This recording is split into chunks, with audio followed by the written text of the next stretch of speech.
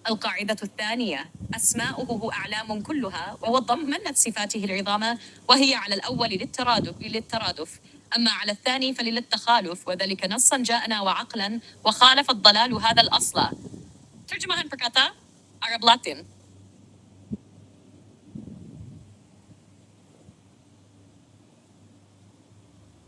Asma'uhu,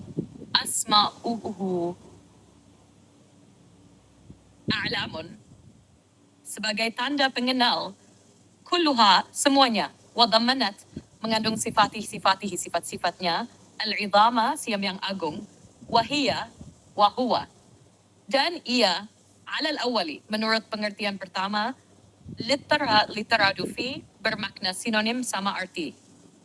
Amma, adapun, alat sani, menurut pengertian kedua, falilat takhalufi, maka bermakna berbeda tak sama. Wadhalika wadzalika, dan itu nassan, secara teks. Ja'ana telah datang kepada kita, wa aklan, dan secara akal, wa khalafa, dan telah menyelisihi. Ad-dalal, orang-orang yang sesat. Hadal asla, prinsip dasar ini. Terjemahan keseluruhan, kaidah kedua, nama-nama Allah semuanya adalah pengenal, tanda bagi zatnya, dan di dalamnya terkandung sifat-sifatnya yang agung. Jika ditinjau dari sisi menunjukkan zat Allah, maka semua nama itu sinonim, sama makna dalam sisi menunjukkan zat yang satu. Namun jika dilihat dari sifat dan makna khususnya, maka setiap nama berbeda makna, tidak sama antara satu dengan lainnya. Hal ini ditetapkan secara nash, dalil wahyu, dan juga akal, dan orang-orang sesat telah menyimpang dari kaidah pokok ini. Syarah, penjelasan padat dan jelas, makna utama kaidah. Setiap nama Allah, ism, memiliki dua sisi makna. Sebagai alam, menunjukkan zat Allah yang satu. Dalam sisi ini, semua nama Allah sama-sama menunjuk kepada Allah yang Esa.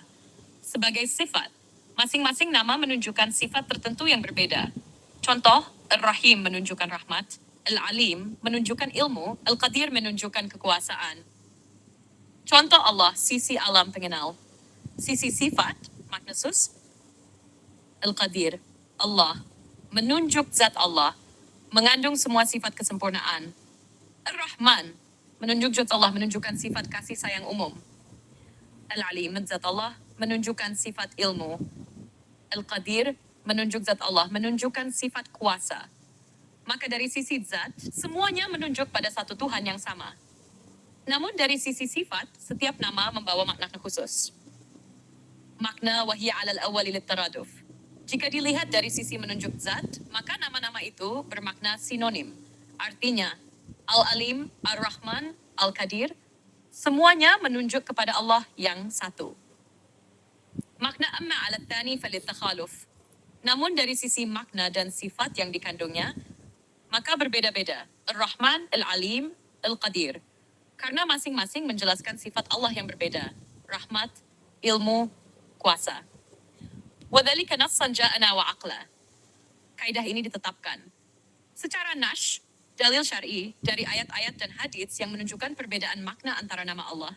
Secara akal, karena tidak mungkin satu sifat ilmu sama dengan sifat lain, rahmat. Wa khalafat dalalu hadzal asla. Kelompok ahli bidah seperti Jahmiyah dan Mu'tazilah menyimpang dari kaidah ini. Mereka menganggap nama Allah tidak menunjukkan sifat atau sifat Allah tidak nyata, hanya sekadar nama kosong. Padahal Ahlus Sunnah menetapkan bahwa setiap nama Allah mengandung sifat yang sesuai dengannya. Kaidah kedua.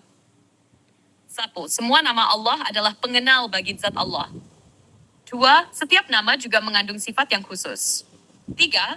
Dari sisi menunjuk zat, nama-nama Allah sinonim, taradaf. 4.